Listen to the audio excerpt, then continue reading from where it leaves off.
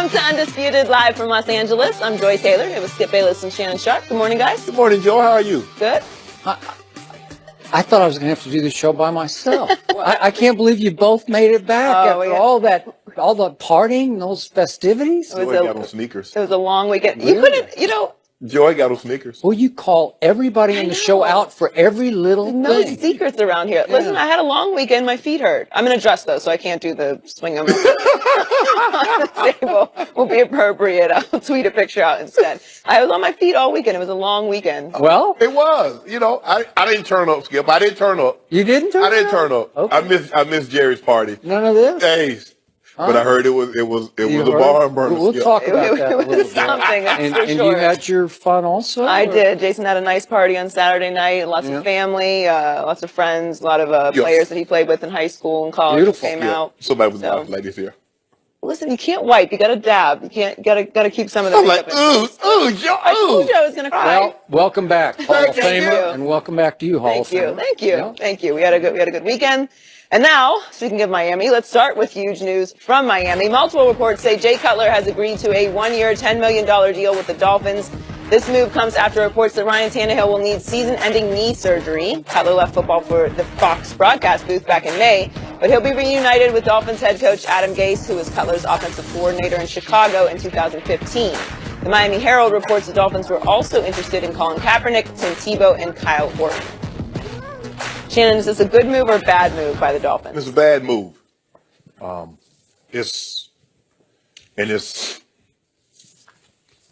It's embarrassing, quite frankly. And I get the Dolphins, they were in a bind. Tannehill goes down with the knee injury, the severity. It seems to be as more news trickles out, there's a great chance that he's probably going to be done for the entire season. So I get it. But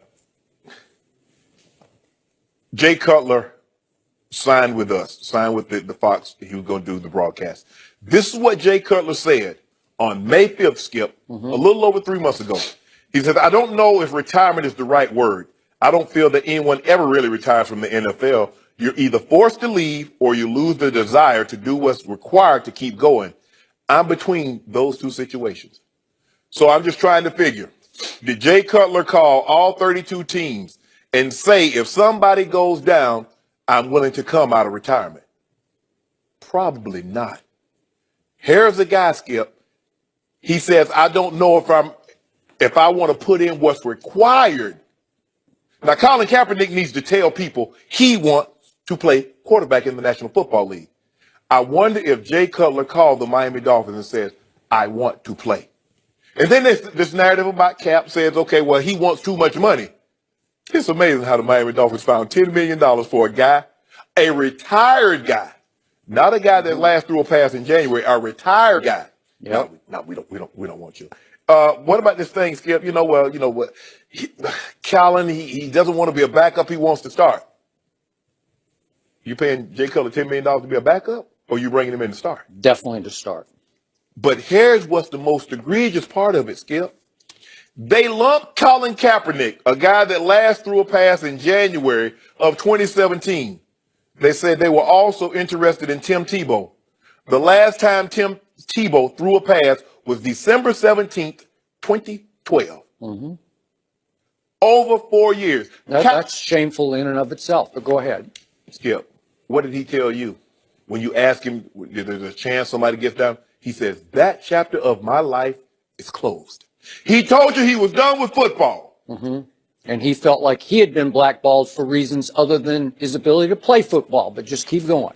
Kyle Lorton, last played in 2014, excuse me. Kyle Lorton said he was done. Kyle Lorton said he was retiring from the National Football League. So he told you he wasn't, but somehow what? You reached out, kicked the tires and see if he might be a little interested. All the things that you said Colin Cap should be doing, teams are going above and beyond to do with other guys. So basically what they're telling you, Colin Kaepernick, is we need a quarterback, just not you. Skip, everybody keeps talking about, oh, Jay Cutler. And I want to stop this narrative right here, and I'm going to stop it right now, and I don't want to hear it again. Man, he's so talented. Jay Cutler has as much arm talent, and he still can run. He's 34 years of age. he is what he is. He's a turnover, injury-prone, underachieving quarterback. In 11 years, he's gone to the playoff one time. That's about 9%, a little over 9%, Skip. He's won one playoff game. Oh, he had his best season with Adam Gase. The Chicago Bears were 23 in scoring and 23 in passing. And the great season, they were 6-10. Cutler started 15 games, so they were 6-9 with him. They lost the last game. So how good were they, Skip? So how good is he? Now, well, but Jay knows the offense, and Colin Kaepernick really doesn't fit. Skip, in 2011, when the Broncos went on that magical run, can you tell the people at home who was the quarterback coach? Adam Gase. Oh my goodness! You mean to tell me Adam Gase worked with a guy that ran better than he threw the ball, but he could throw the ball somewhat from the pocket? You mean to tell me Adam Gase? He wasn't the coordinator, but he worked with him. He's the quarterback's coach. Quarterback coach who worked with the quarterback on a daily basis, who watched film with the quarterback on a daily basis. Hence why he was interested in just checking out Tim Tebow this time. You're going to check out a guy that last threw a ball on December 17th, 2012. What about the guy that last threw a ball in January of 2017? That's what's so embarrassing about it, Skip. I don't even know what to say. And I've said it from day one. This was never, ever about Colin Kaepernick's ability to play in the National Football League. We knew, even you knew it was something. And the thing about it, the Skip, that I love most about you weren't afraid to say it. Everybody else always says his ability. It has nothing to do with the protest. Oh, if he could play, really? You're going to ask guys that's been in retirement?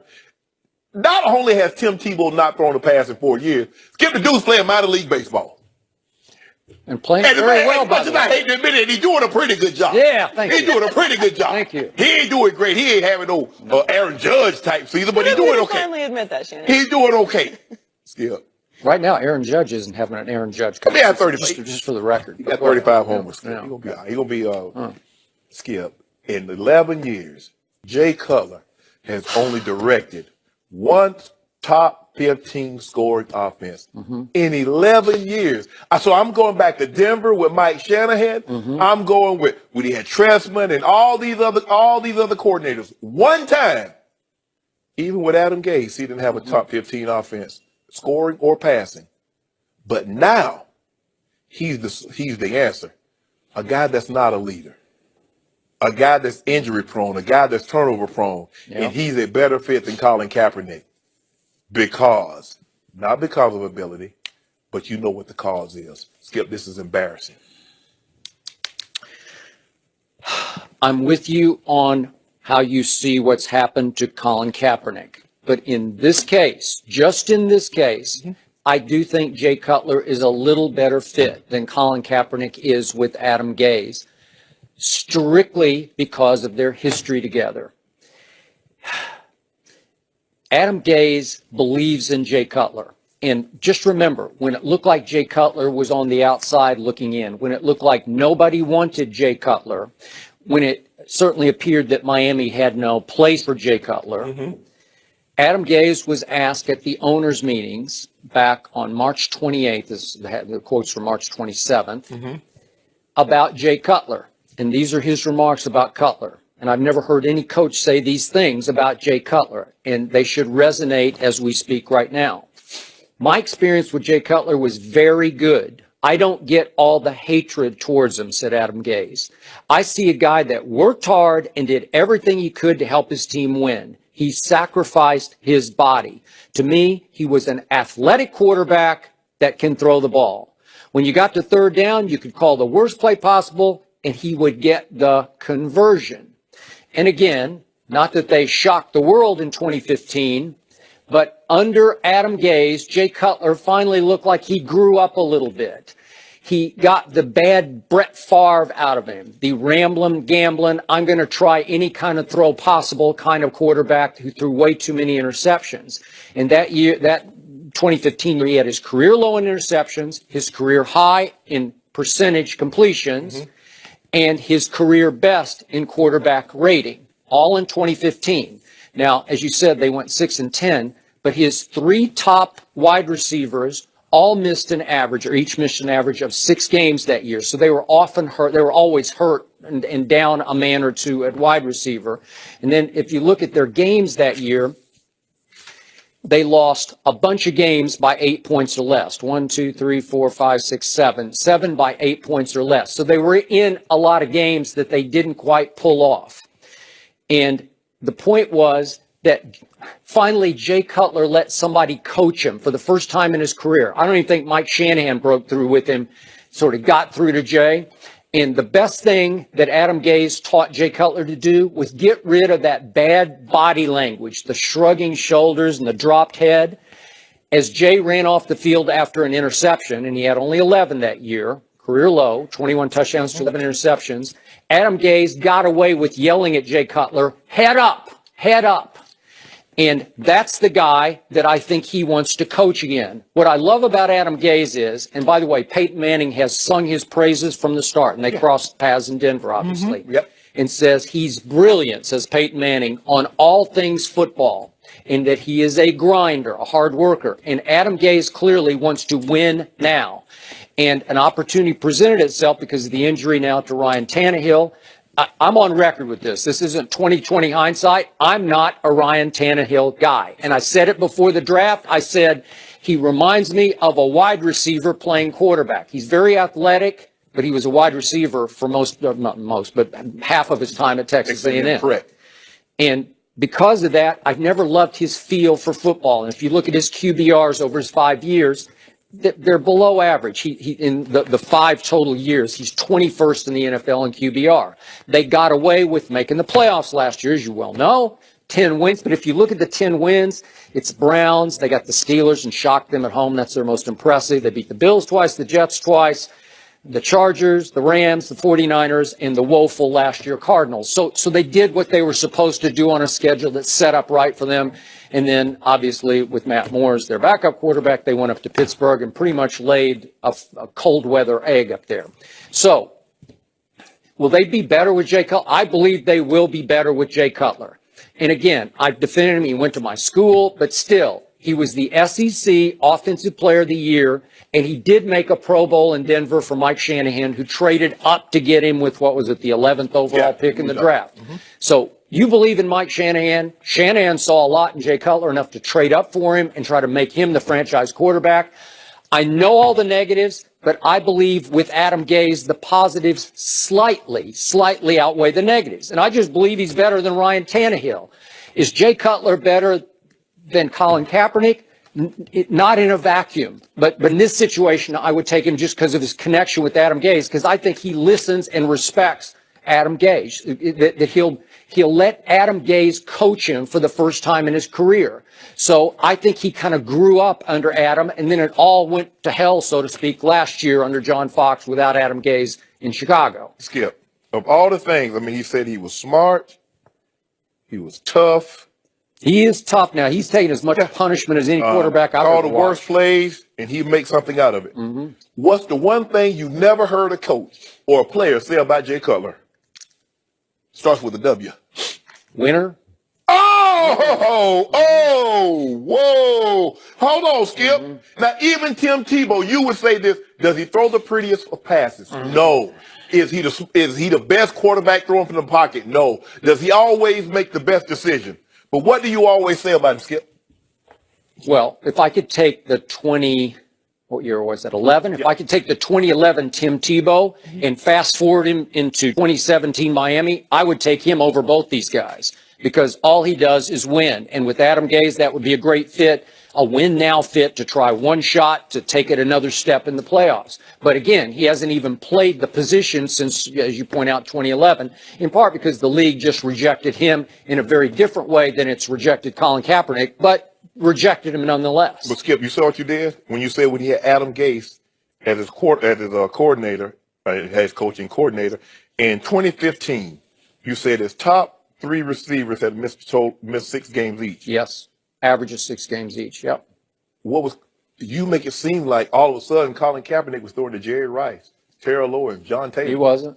I agree. Oh, Colin Kaepernick had 2 really good years. Yeah, and 3 more not bad years. Last year was not bad. Right. It wasn't great. He's never been a high percentage guy. But see, and this is the thing, though, Skip. When I say Colin Kaepernick threw 16 touchdowns with 4 interceptions, Yeah. they say, but his team was 2-14. It was terrible. Well, then people turn around and say, well, Yeah. Jay Cutler had his best season under Adam. They were 6-9. He threw double-digit touchdowns. Interceptions. There's not been one season in which he started more than 10 games that he hasn't thrown double-digit interceptions. Colin Kaepernick has a better by 1 touchdown to interception ratio. He's 6 points higher career-wise on QBR, stats that everybody value. So by all indications, Colin Kaepernick is a better quarterback. Now, Colin Kaepernick has had 3 head coaches in his last 3 years because they ran the best coach. Don't start with all the head coaches Jay Cutler's had and all the coordinators. And why did he have them, Skip? Well, I don't know. Why did Colin have them? Because they pushed Jim Harbaugh, out the door. They pushed him out the door, and then they gave to Thomas Sula. Then they found out he wasn't the guy, and then they had Chip Kelly. Then they found out he wasn't the guy. So that had nothing to do with Colin Kaepernick. Yep. That had to do with them and their dislike of Jim Harbaugh and what he wanted a little more power, and they said no. So Trent Baalke won the battle, but ended up losing the war. Jim Harbaugh was Colin Kaepernick's Adam Gase. It was a great connection. Jim did everything in his power to make Colin believe in himself and put Colin in the perfect positions to succeed with his skill set. And it was a beautiful thing. I've told you 20 times on this show, I wish I could make it happen that Jim Harbaugh could be coaching an NFL team right now that would take Colin Kaepernick because great things would happen. So, Adam, if Adam Gase is Cutler's Jim Harbaugh to Colin Kaepernick, where's the Super Bowl appearance? Well, again, I think they got a chance because they're pretty good this year. Let's see what they do. I think they got a chance to make some noise. I don't think they can get out of Foxborough alive, but I think they can make the playoffs. I do. If I'm a defensive back and I play in the AFC East, I'm on the jugs machine every day. Okay. Because I know he's going to give me an opportunity to get some interceptions. If I'm a defensive Well, he gave you only 11 in 2015, which was by far his career best. And only 50. Skip, think about that, what you're saying. He threw 11 interceptions. He's never had a season that he has not thrown when he played 10 or more games. So if he's going to play, you're counting on him doing what, Skip? It's not so much that he throws the interceptions. Where, when, and how he throws the interceptions is what's matters. It's the pick sixes. It's the red zone INTs. It's the strip sacks that he's allowing. See, you talk about interceptions. What about the fumbles? He's always been a high turnover machine, Skip. And everybody keeps saying, oh, he's so talented. Skip, he's Jeff George. He's this generation's Jeff George. Immensely talented. But Jeff George was a rockhead. Jay Cutler has high football IQ. He just he thinks he can throw things that cannot be thrown by any human being. That's what he thinks. Look, all I care about is can the guy get me into the end zone? What player has said Jay Cutler? Ask Urlacher, ask some of his teammates. Okay. We hear what they say publicly, but we know but Brian Urlacher, when he first got there, went on the radio and trashed him. Briggs did the same thing. I got it. Okay, I'm with you, but we have to deal with the elephant in our room right now, and that is that Colin Kaepernick basically disqualified himself in Miami with the Fidel Castro T-shirt. He just did. And then especially with the remarks he made on the conference call to the Miami reporters back in late November, and especially Armando Salguero of the Miami Herald was a former Cuban exile who was allowed to, he barely escaped Miami with his mother. They kept his father back.